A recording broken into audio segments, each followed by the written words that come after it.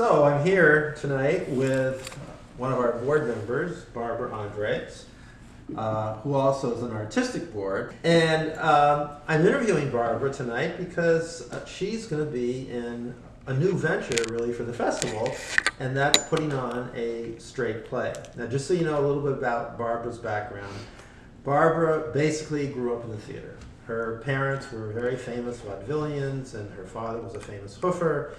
And Barbara used to get pulled out of school every few months and go on the road, and she performed and was in the dressing room with many famous people, to the point that one of the Andrews sisters wanted to adopt you. That's true, right? You told me that You've story. got the facts right, Right, David. I know. Not many people stuff. can say that. So Barbara obviously went into the theater, had a tremendous career. She, one of the shows she was in, for which Richard Rodgers wrote a song for her, was she played Catherine of Aragon in the Broadway play Rex, which I think Glenn Close was in also, right? That's right. She played my daughter. Right.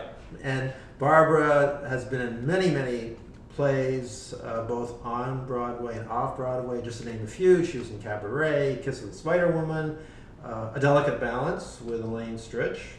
One that everyone knows is On Golden Pond. And On Golden Pond, right. So, and her career has spanned 50 years? At 60? least. And just 2 years ago, she was nominated for a Drama Desk Award for Best Actor for her role as Mama in I Remember Mama. And her competition at that point was Tyne Daly and Audra McDonald, if I remember right. That's correct. Not Audra exactly low competition. So Barbara this year is going to star in a play called Love Letters, and it's a two-person play. It features a woman, played by Barbara, obviously, and a man, Tony Roberts. Now, Tony Roberts is a very famous stage actor, movie actor. He's been in a tremendous number of Woody Allen movies, Hannah and Her Sisters, Radio Days, Annie Hall. Annie, that's the biggie. He's been in Serpico. He was on Barefoot in the Park. He was on, I think, some Love Boat on TV for a while. He has a tremendous career, and in fact, he did Love Letters on Broadway twice. I think once with Carol Burnett And Lucy Arnett. and one with Lucy Arnett. So he's coming to do this play. What is it about a performance that somehow the audience gets pulled in? What about that acting or that actor is the part that sort of makes the next step to being successful in the theater? Well, there's so many elements to being successful as a general statement, but the truth is that just to be successful on a given evening, you have to start there. And that really requires of any actor the truth. We deal with the human condition, and whether it's a musical or a straight play, a lyric is, for me, a play.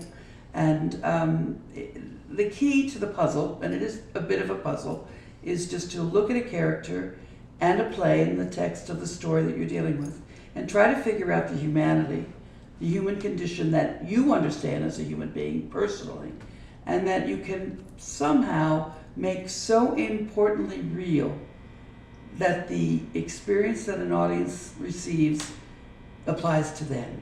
It's a universality. It's kind of I've always said that the most important evening I've ever had in a theater comes when one audience, only one, doesn't have to be 150, when one member of an audience can say, "Oh my God, that's me up there." And they recognize something about themselves that matters, either from their history or maybe that they never knew they felt before. So it's very complicated. It's not up to the audience to figure that out, but it is the obligation of the actor to become so much the human being of whatever that character or that lyric may be, that immediate connection to the audience is baseline real to their life. And that's ever so much more important than any applause. You agreed to do Love Letters for the festival, and this really is a new venture for us because we have never really done a straight play. It's always been something, a musical, and music has been the theme that's sort of gone throughout. So what made you want to do this play? Well, it was an adventure, let's put it that way, because I have been involved with the festival long enough to realize this was a whole new track that we were going to try to find out if the audience in the Poconos would be interested in this kind of straight play, as we call it. And luckily, I think that Love Letters has been around for decades. And it's talk about human condition, it's a beautifully scripted play by A.R. Gurney about a couple, two human beings, who kind of from the second grade of their age life all the way through to older years before they pass, have a relationship that truly matters to them. And it's all expressed in letters, beautifully expressed. So you follow their whole history from baby time, really. Second grade, I love that part of the play, all the way through many different channels of life. They never marry, but they have other spouses, but they never lose their friendship.